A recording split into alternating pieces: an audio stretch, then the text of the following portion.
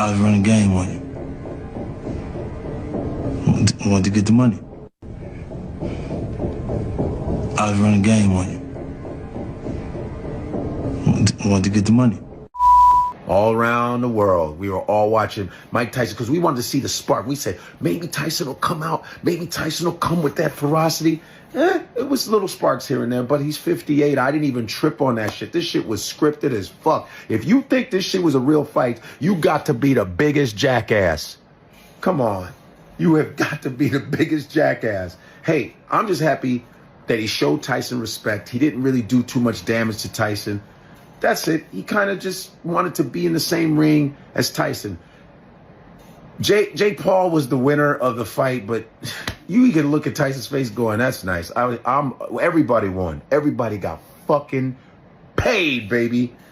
And yeah, so I don't think that Tyson embarrassed himself. He kind of got worn out in the third round. It is what it is, man. As long as Tyson got his money, his health is still there, it's all fucking good. You know what I mean, saying? Okay, guys. I'm talking. I'm marinating. This is the recap. I am Mike Tyson. He's 58 years old. The best looking 58-year-old in the universe. But that's 2 years from 60 years old. The man come from nothing. He made it. Made $1 billion, and 95 to 98% of that money got stolen from him. Are y'all ready? Put some fire signs if y'all ready to hear the recap. Because I ain't been on live in a minute. And this talk might be sensational. It might be too much. I am Mike Tyson. Is 58 years old. One of the greatest fighters in the world. We love him. We love him. We're going to love him till we die. My Uncle Feo we all love him. Everybody loves I am Mike Tyson, right? But he's had a fucked up past. And they stole all his money, guys. They stole all his money. He's 58 years old. Do we think if he was a billionaire and he had crazy money, he would be fighting somebody at 58? No. I've been hearing all the talk. Everybody saying, yo, the fight, it wasn't Mike. He's 58 years old. 2 years from 60. When I was a kid, my Uncle Angel came to visit my mother, and I was just a kid sitting on the benches in Forest Projects. And I asked my uncle, what's your age, Uncle Angel? He told me 40. When I tell you I thought he was a dinosaur, at 40 he looked like Benjamin Franklin to me, or Thomas Edison, right? And so, 58 years old. I was talking to everybody. Papoose, you too. I was talking to everybody. They was talking about how they going to blow the bag and they're going to bet it all on Mike. And I was like, listen, nobody worships I am Mike Tyson like me. Trust me. But be careful. The man 58. He's 58. So everybody kept, yo, 19 out of 20 people told me they betting on Mike. I was like, whoa. Right? Now, I'm happy Mike ain't get hurt. I'm happy Mike ain't get knocked out. I'm really happy that I am Mike Tyson, 58 years old, might have took home $30 million last night.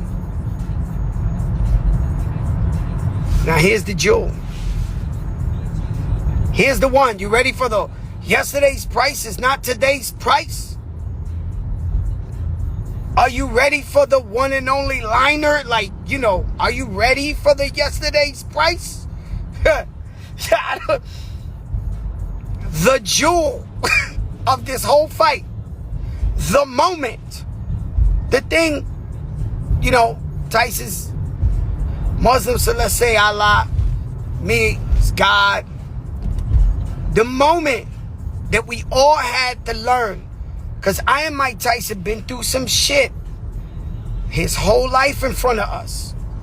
A lot of you guys, I don't know your business. We know Mike Tyson's whole business. Everything about him, he done lived it since he was a kid in front of us. You know how crazy that shit is?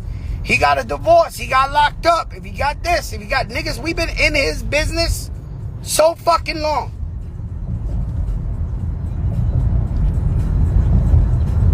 Am I correct or not? Fire signs if you want me to finish this. Because I'm on date night, okay? And so,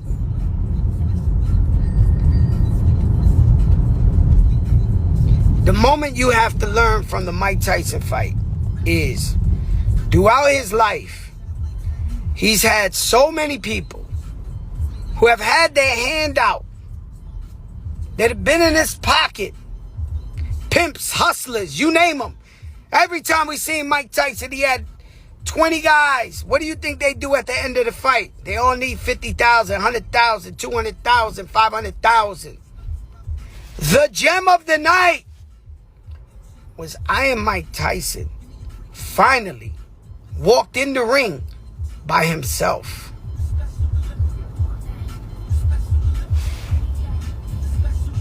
Listen.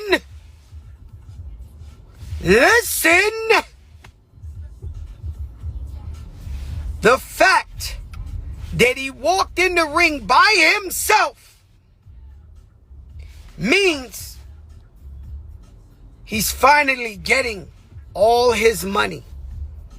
At 58 years old, he realized, I gotta get these people up out of here.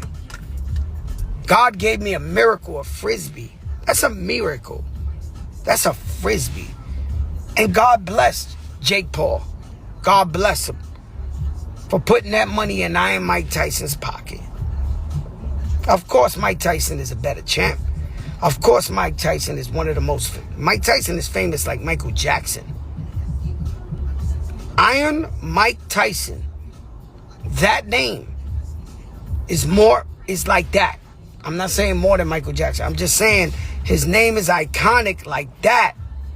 In Saudi Arabia, in Africa, in Asia, in South America. They know I am Mike Tyson.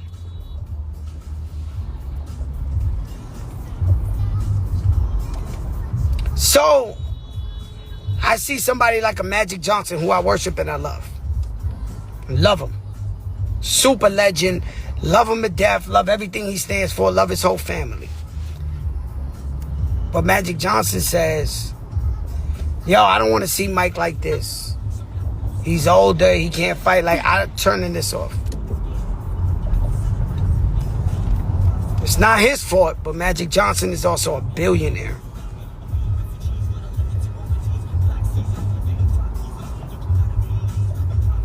So a lot of times, yeah, artists, we love to sing, we love to be, a lot of us, because I like fucking with my fans and I love being active and doing shows.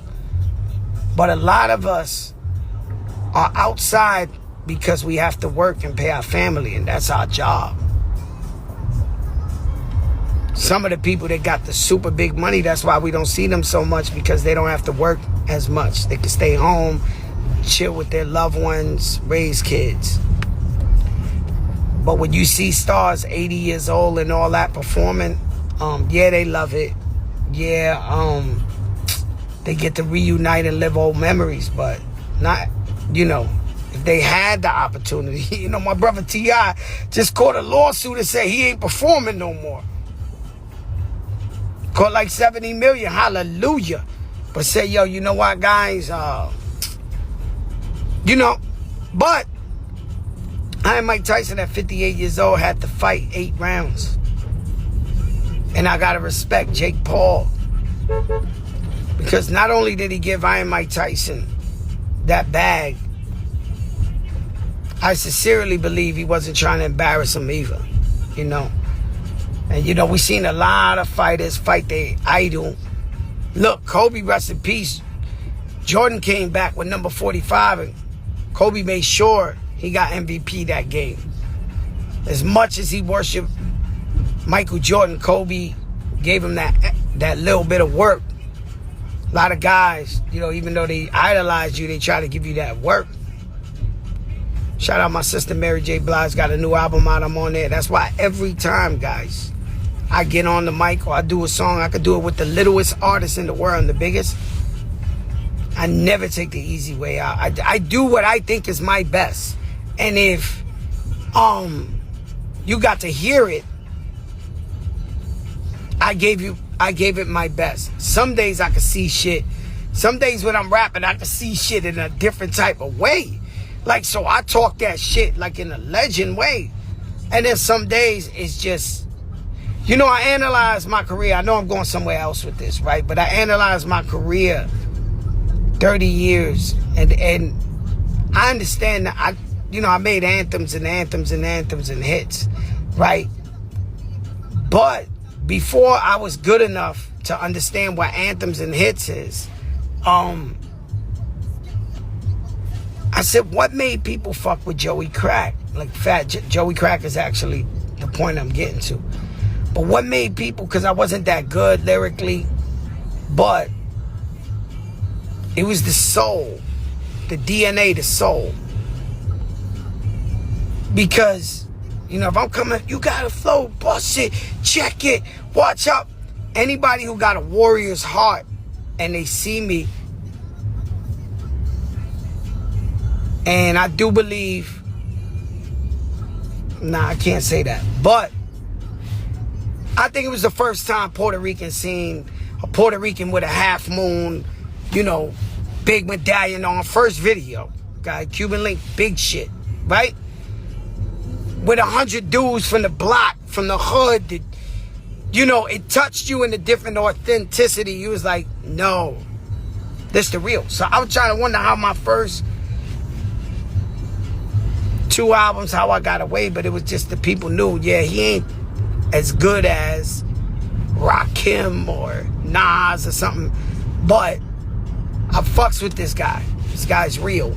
This guy, you know, not saying Nas or Rakim, my brothers are worshipers. But I think it was just Soul to Soul. You know, like the group Soul to Soul. It was just like I connect with them because sometimes I hear some rappers that I don't think are really good like that. Not bad, but just average. And I be like, but people fuck with them. You know, they fuck with their aura, their personality, you know, that type of shit. You know what I'm saying? And so, and by the way, I don't lie. I swear to you. If I tell you I robbed my whole locker room in high school, I did. I don't lie, guys. I'm too old to be lying. You catch me in the lie, man, don't ever trust me. Sorry. You know, that's just what it is. And it's like, let's be happy for Iron Mike Tyson. Let's be happy that he's great, that he's good, that his family's eating. The man gave us everything. That's all I got to say. And so we can't judge it on whatever. Now, if you wanted to bet money and this and that, you got different kind of feelings. You know what I'm saying? That might be different. You know what I'm saying? And it's like, I might check out Mary's album, Gratitude. I'm on that. Hey, yo, Jazzy Fizzle. Yo, Jazzy Faye's a good guy, man. Let me tell you something. He's one of them guys that every time you see him, he put a smile. That man's a good guy, man. And he took me to the ghetto soul food joint in the gas station in Atlanta. We fucked them wings up and them candy yams and yeah. Let me tell you something. The fat guy, you got one up. Jazzy Faye, he took me to the hood ghetto spot. That shit was good as fuck, boy. Yo, DJ Suave. Yeah, Mary's album is out. I got an album coming out in December. It's called The World Changed on Me. The fucking world changed on me.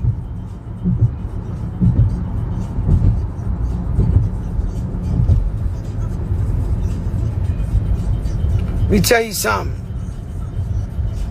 Rest in peace, Percy. And so imagine you 3 years old, and I don't know, man. I was just bad since I was little. That's why I see my aunt on here, Titi Barbara. I love you so much because you were so good to me when I was so bad. You know, and if people don't understand my bond with you, Titi Barbara, and why I love you so much is because I know I was bad, but you was good to me even though I was bad.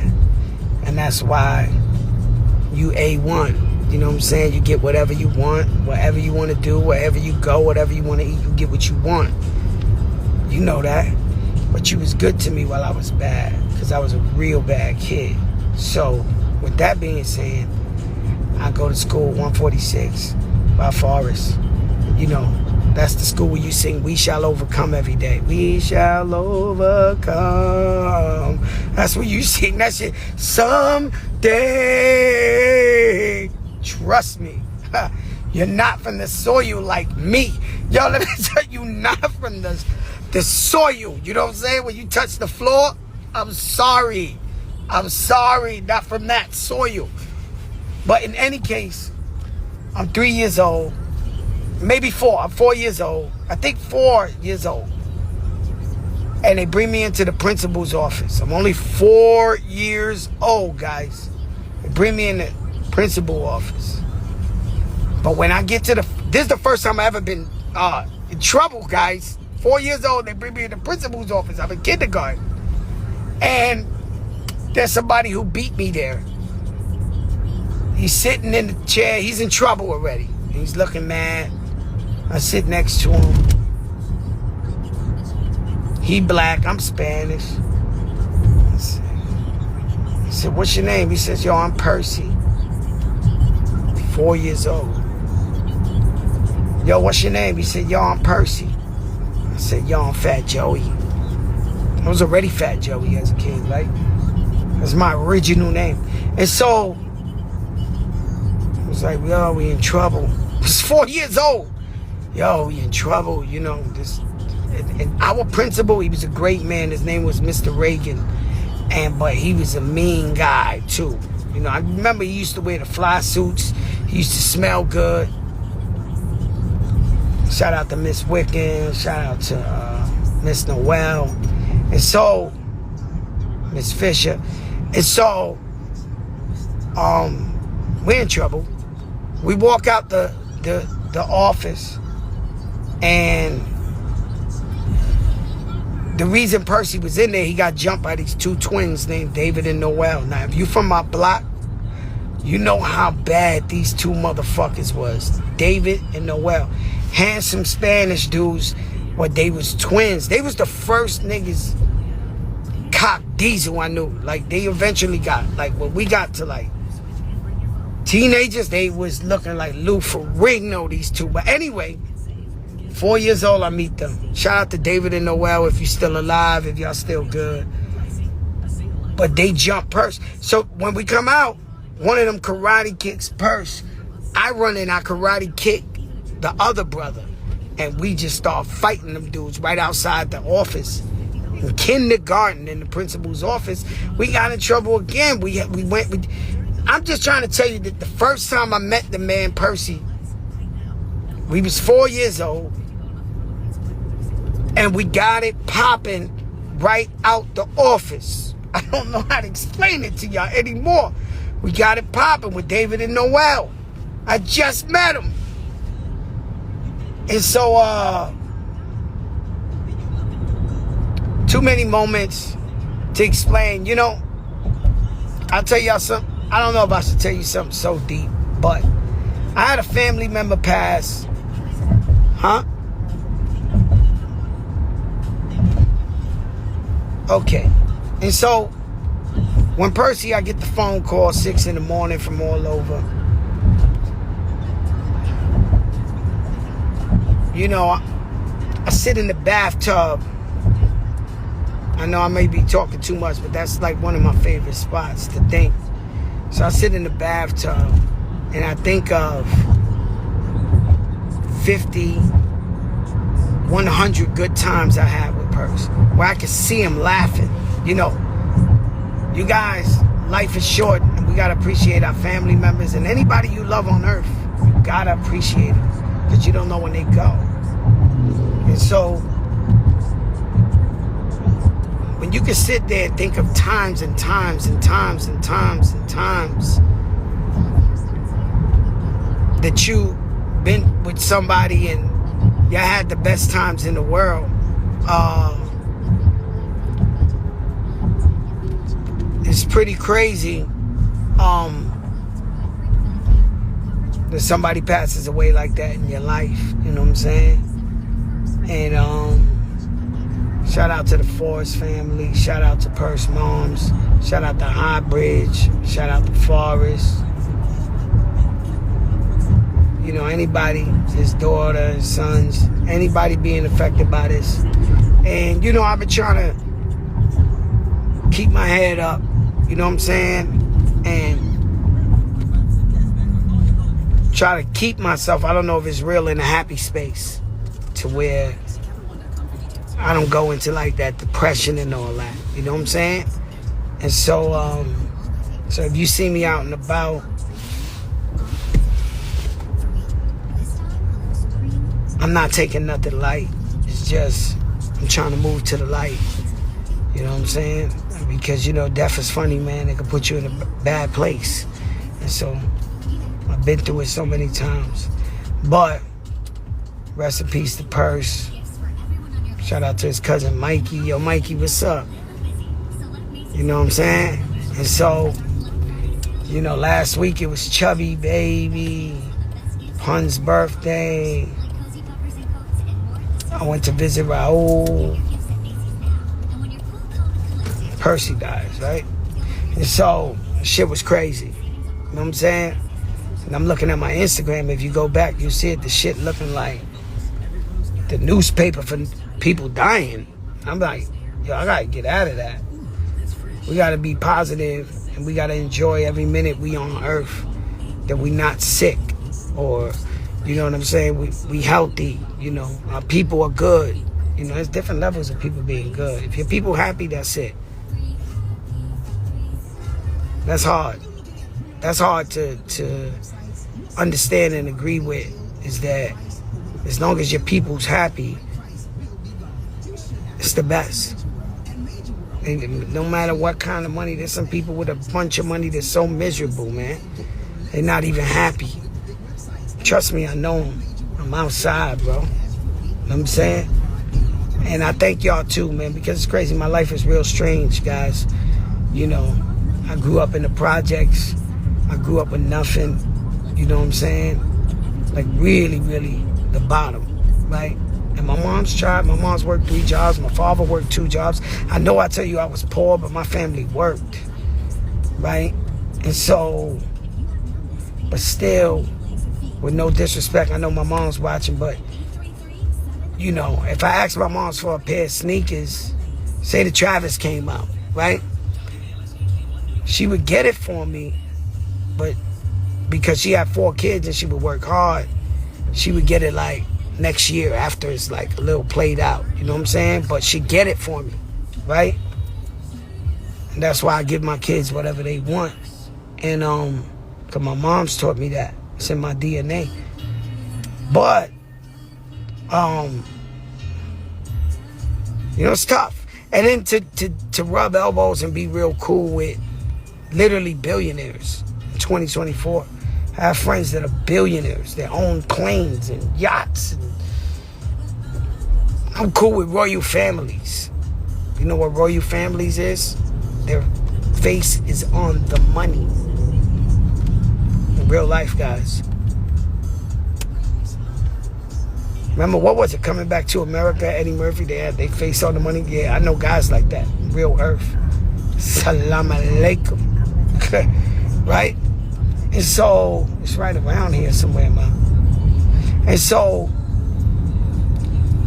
in real life. So it's an honor, guys, that because of you guys support me. I've been able to really live my dreams come true, man. And it's thank you.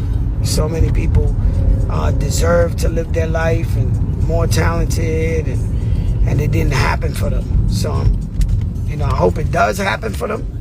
That's the difference between us and them.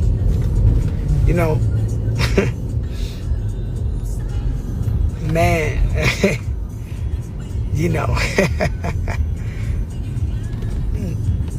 not like us, man. That's all I'm saying, guys. And we're gonna stand on that, and we're gonna keep it 10 toes all the way out. All my brothers that's hurt, I'm talking personal now. I'm not talking to these other people. I'm talking to y'all. Y'all hurt. Hold your head up. You know what I'm saying? And see this through. Honor this family. And salute them the right way. Give them the most beautiful send-off. Shout out to Percy's wife. But his man Yak was his real friend, his real brother. I know a lot of y'all his real brothers and friends, but I know when we paid for the lawyers, it was him and me. So when it gets down like that, you know who the real. And man, let me tell you something, because I see some Dodgers fans in here. Y'all listen, man. Congratulations. Next year's another year. Congratulations, guys. I love Ice Cube. I love what he did. For me, I grew up 5 minutes from Yankee Stadium, where it looked like a war zone. Okay, the buildings was blown up. Guys was walking around high on angel dust like zombies. In order to walk to Yankee Stadium has something called Bat Day, where once a year they give you a bat. It'd be the most prettiest bat. Remember, we're on welfare. We fucked up. If you get that $1.50 to go in the bleachers and get that bat, do you know what the fuck it was like to make it back to Forest Projects with that bat? You gotta walk through Vietnam, Cortland, all that. Yo, bro, Melrose. That shit was crazy, B. You had to fight like the Warriors to get that bat back to Forest Projects. And Forest Projects, they trying to rob you in there too for the bat. Everywhere. So they tapped me in 2024 and say, yo, Joe, you the biggest. Come do the World Series for us. Guys, if you ever thought you knew what it felt like to die and go to heaven, man. When I say I was in heaven at Yankee Stadium performing for my Yankees, Thurman Munson, Reggie Jackson, Ed Figueroa, the captain, Derek Jeter. That's another one. Like, it's unbelievable that Derek Jeter, God bless you, you're my friend. I can't believe it. That's one of those, I can't fucking believe it that I know Derek Jeter, the captain's my friend. Like, that's nuts, bro. For all the years I've been a Yankee fan since I was probably 1 minute old. I was a Yankee fan, and they gave me the opportunity to perform.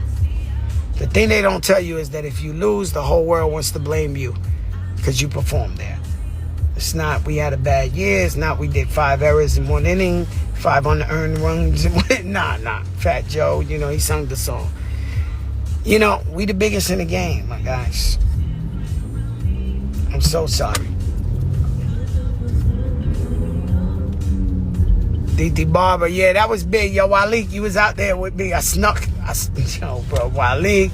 Oh. Now what? Yo, man, how we snuck in all the hood camera crews in Yankee Stadium World Series on the field. Them boys was on the field. We had the boys. See, it's stuff like that, man. We love all the rappers. We love everybody. But it's stuff like that make Fat Joe a little more special, more personable. You pull up. It's the World Series. Is the biggest moment of your life. You performing for your favorite team.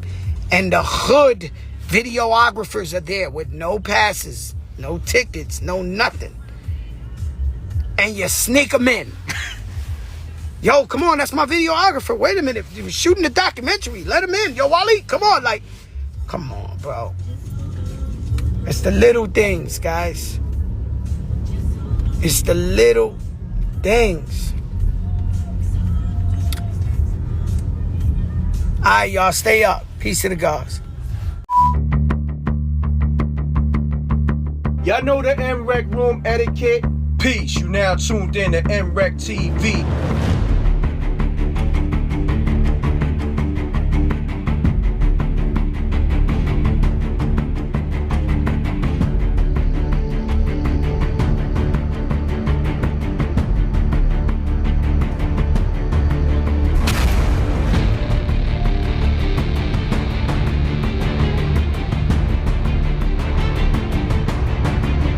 What if someone wasn't on protocol? There are consequences.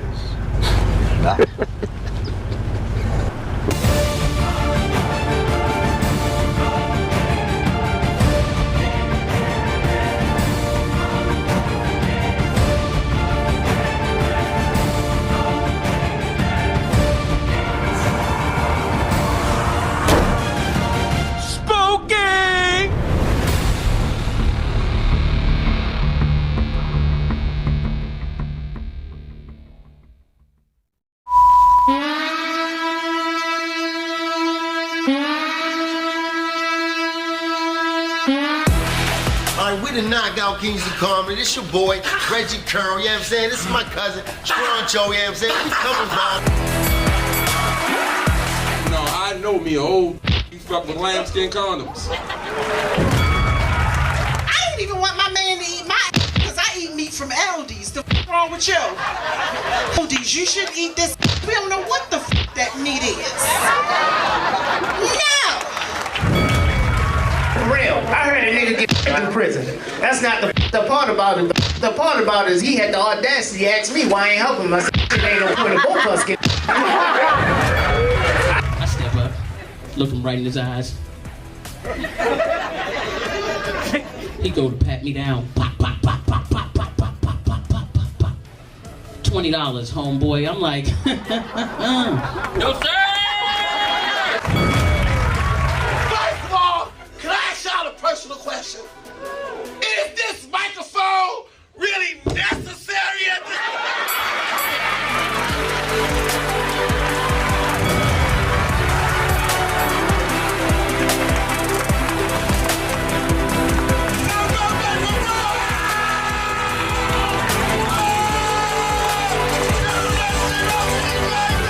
Come on, we knock y'all out. We knock y'all with punchline, punchline, punchline. You know how we turn. Give me a second.